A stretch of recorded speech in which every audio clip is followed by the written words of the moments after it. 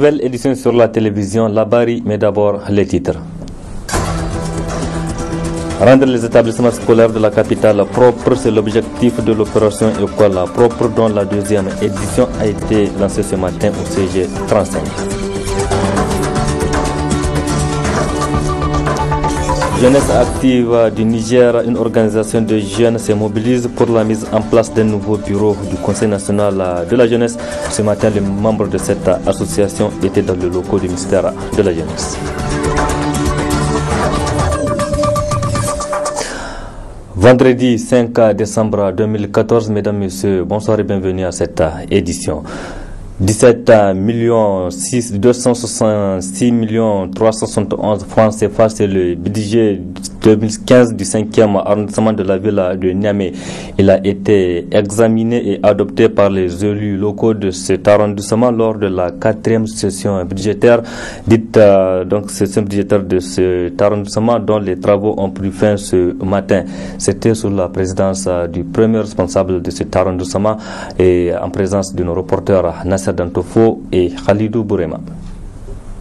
C'est après 4 jours d'intenses travaux et d'échanges constructifs entre élus du 5e arrondissement qu'a pris fin la 4e session ordinaire de session budgétaire pour l'exercice 2015. Ainsi, c'est 170 266 371 francs CFA qui a été adopté pour le bien-être de la population de la dite commune. Vous venez à travers cette 4e session ordinaire examiner et approuver à l'unanimité le projet de budget de fonctionnement au titre de l'année 2015 qui s'établit en recettes et en dépenses à un montant de 170 266 371 francs CFA et écoutez avec la plus grande attention les communications. Vos critiques, vos suggestions et propositions issues de vos interventions dénotent le sérieux et la sérénité de notre conseil d'arrondissement. Soyez-en assurés que les actes que nous poserons dans l'exercice du présent budget ne pourront en aucun cas sortir du cadre strict des inscriptions budgétaires que nous venons d'approuver. Un budget qui a été voté sans aucune considération politique. Cette constante et cette disponibilité que vous venez de démontrer au cours de nos travaux ne nous feront pas défaut pour les nombreuses étapes à venir de notre mandat. Les assises de notre 4e session ordinaire se terminent donc sur un engagement solennel, car je le disais dans mon allocution d'ouverture, de se départir de toute considération politique afin que l'intérêt général transcende nos positions politiques. Je viens en effet de constater au cours de nos travaux la capacité des conseillers que nous sommes à infléchir nos positions politiques pour l'intérêt général de nos populations. Les assises qui ont pris fin à la grande satisfaction du président du conseil du 5e arrondissement.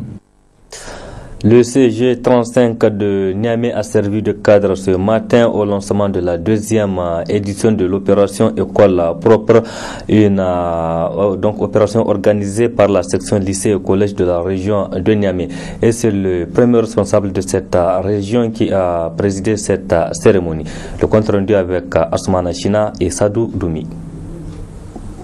Au-delà de l'académique, la section lycée-collège de la région de Niamey s'intéresse aussi à la préservation de l'environnement par lequel passe tout développement. Ce qui justifie cette opération école propre qui consiste à balayer les cours des écoles et y planter des arbres. La section lycée et collège s'engage à lutter contre le fléau qui tend à transformer un pays en désert tout en plantant des arbres dans toutes les écoles de la capitale. En effet, pour que les cadres éducatifs soient au rendez-vous, la section lycée et collège organise la 2e édition dénommée École propre dans la seule vocation de maintenir l'assainissement dans toutes les écoles de la région de Niamey et aussi pour permettre la fraternité entre les élèves et une bonne cohésion sociale. Cependant, vous conviendrez avec nous que les œuvres salvatrices initiées par la section lycée et collège, dont l'objectif est de rendre les écoles propres et de lutter contre la désertification, nous osons fonder l'espoir que cette initiative soit une continuité dans l'avenir. Le gouverneur de la région de Niamey se réjouit de cette initiative louable de la section lycée-collège. Cette école n'est pas pour l'État, cette école c'est la vôtre. Et vous devrez être jaloux de la préservation de cet acquis. Parce que ici, certainement, vont étudier vos jeunes frères et vos enfants, peut-être même vos petits-enfants. Alors il vous appartient aujourd'hui de faire en sorte que le CG35 soit un modèle. Et je me réjouis en tout cas de la bonne intention de la section lycée et collège qui depuis l'année passée, en tout cas, a tenté de changer le comportement de l'élève au niveau de la région de Niamey. Parce que, jeune que vous êtes, vous devrez plutôt participer au développement de notre région et de notre pays.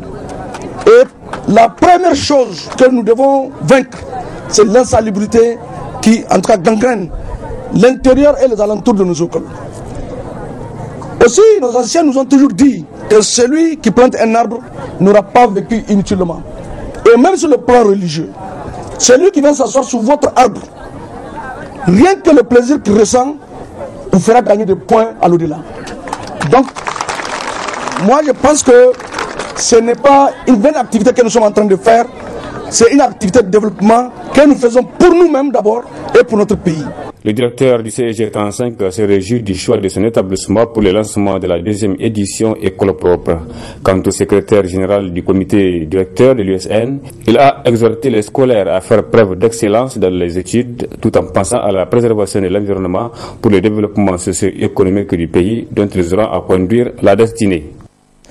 Changer le monde devient volontaire, c'est le thème de la journée internationale des volontaires à célébrer ce vendredi un peu partout dans le monde.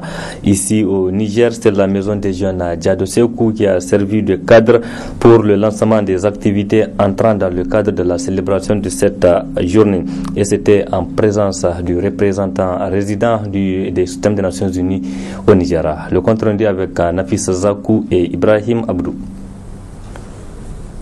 Change le monde devient volontaire, tel est le thème de la journée internationale des volontaires célébrée ce vendredi à travers le monde.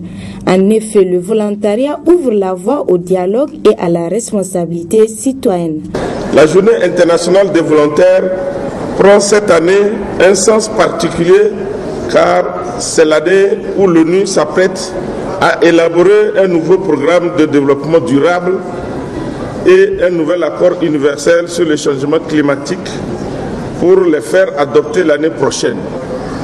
Je remercie les quelques 6300 volontaires et 11 000 cyber-volontaires des Nations Unies qui ont aidé des millions de gens à changer les choses en leur donnant la possibilité de jouer un rôle dans l'action menée partout dans le monde en faveur du développement durable et de la paix.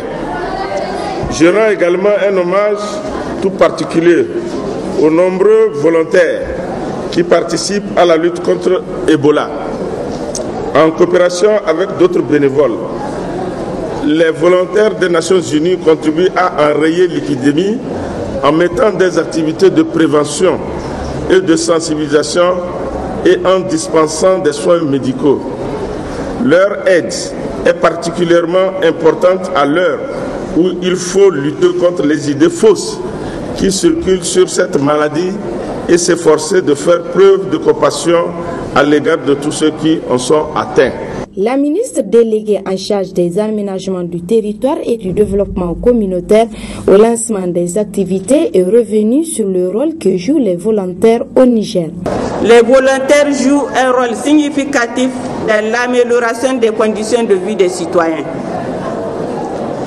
Ils interviennent dans les domaines aussi variés que la santé, l'environnement, les droits humains, l'assistance humanitaire, etc. Cette année, la commémoration de la Journée internationale des volontaires coïncide avec l'aboutissement d'un long processus de plaidoyer en faveur des actions de volontariat.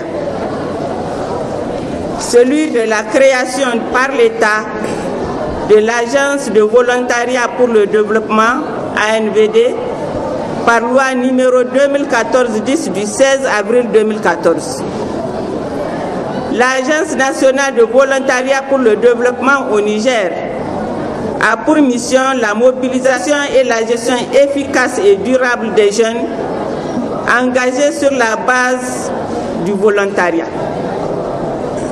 L'objectif visé est de renforcer les capacités des acteurs nationaux et locaux du développement. Le volontariat permet de participer au processus de consolidation de la paix, de développement durable et de prise de décision. Actualité sur le plan politique à présent et débutons avec cette crise au sein de la coordination régionale de Lumana de Niamey. Les coordinations de 3 communes ont décidé de retirer leur confiance au coordinateur régional Soumana Sanda. L'annonce a été faite hier dans une déclaration rendue publique et résumée ici par Asmana China. Cette sortie médiatique de coordination communale Lumana de Niamey 1, 4 et 5 annonce une rupture de confiance au sein de la coordination Lumana de la région de Niamey à la veille de la tenue du 2e congrès du parti. Il est déplorable que dans ce processus de renouvellement et à quelques heures du congrès statutaire ordinaire, seule la région de Niamey, avec seulement 5 coordinations, traîne encore les pieds. À la date d'aujourd'hui, nous sommes bloqués par la seule et unique faute des responsables régionaux. Vous êtes donc témoins des scènes qui se déroulent dans les coordinations communales Niamey 1 et 4, malgré les directives numéro 101, 102, 103, 104, 105 et la dernière lettre numéro 115 du bureau politique à l'endroit du coordinateur régional des coordinations communales. Ces correspondances qui ont indiqué et indiquent très clairement les voies à suivre pour une sortie de crise. Mais force est de constater que toutes celles-ci ont buté au refus catégorique du coordinateur régional, M. Soumana Sanda. Le super président régional, croyant peut-être être au-dessus du bureau politique, a balayé d'un revers de la main toutes les directives et a imposé la mise en place des bureaux parallèles dans les arrondissements respectifs. Niamey 1 et Niamey 4. Les militants de ces différentes communes ont décidé de retirer leur confiance au coordinateur régional.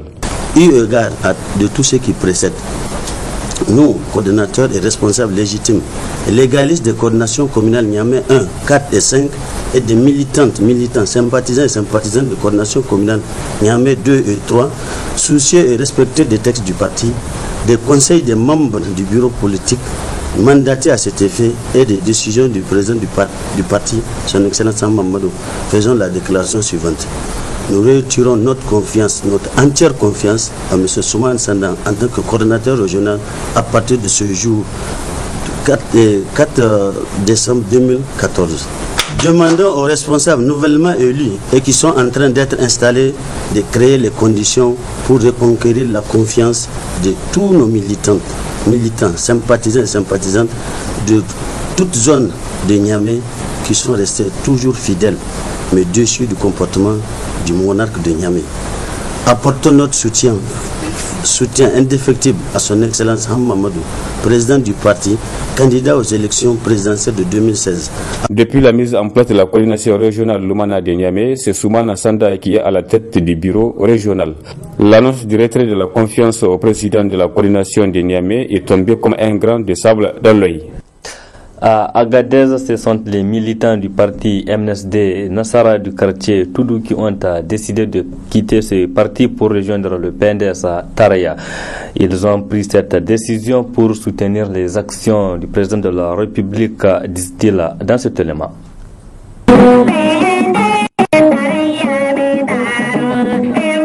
C'est par une animation de la troupe du quartier Toudou qu'un groupe de militantes du NSD Nassara du quartier ont quitté en bloc pour adhérer au Parti Rose, c'est-à-dire le PNDS Taraya. Elles ont décidé d'accompagner le président de la République pour son programme de la renaissance de notre pays. Passion des militants du MNSD du Toudou 1 Agadez commune. Nous, jeunes du quartier Toudou d'Agadez commune, après avoir analysé la situation socio-économique du pays, avons remarqué les actions concrètes et salvatrices de la Renaissance, à savoir l'initiative 3N, le recrutement à la fonction publique dans tous les secteurs, la construction des classes, la modernisation des villes, la construction des routes et barrages, le renforcement de la sécurité alimentaire, la consolidation de la paix, le renforcement de l'état de droit et de la démocratie, la liberté de la presse, l'audience internationale acquise par notre pays. Apportons notre soutien indéfectible au chef de l'État et au gouvernement de la 7e République. Adhérons massivement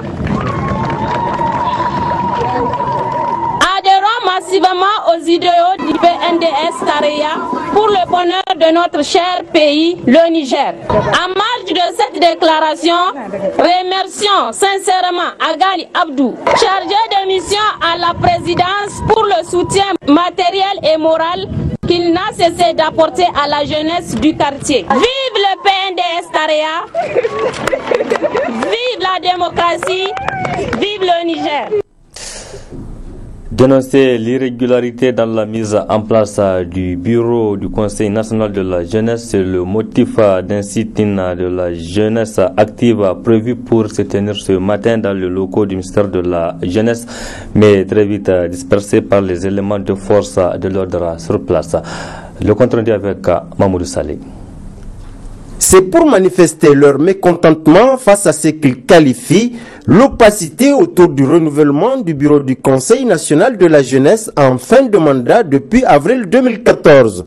Que ces jeunes se sont donné rendez-vous en cette matinée du vendredi au ministère de la Jeunesse pour remettre une pétition au ministre de tutelle. Nous avons rédigé cette pétition, nous l'avons signée et nous avons pris l'engagement de venir au niveau du ministère pour remettre au ministre cette pétition afin qu'il puisse faire lecture du contenu de cette pétition et revenir à des meilleurs sentiments pour pouvoir écouter sa jeunesse et trouver des solutions idoines. Mais malheureusement, vous l'avez constaté de vous-même, le ministre a instruit les forces de l'ordre pour nous empêcher de rentrer. Alors, dernièrement, nous avons entendu le ministre sortir, nous insulter pour dire qu'il a lu des lettres qui, à la limite, frisent l'indiscipline et qu'il dit qu'un papa ne se fâche pas contre ses enfants. C'est que je vais demander, un papa qui loue des mercenaires pour empêcher à ses enfants d'accéder à lui, ça veut dire que c'est un papa irresponsable. Et par rapport à ça, nous estimons que tous ces travers-là, c'est parce que nous avons un ministre qui n'est pas jeune. Nous ne sommes pas de la même génération, nous ne pouvons pas parler le même langage. Il faut aujourd'hui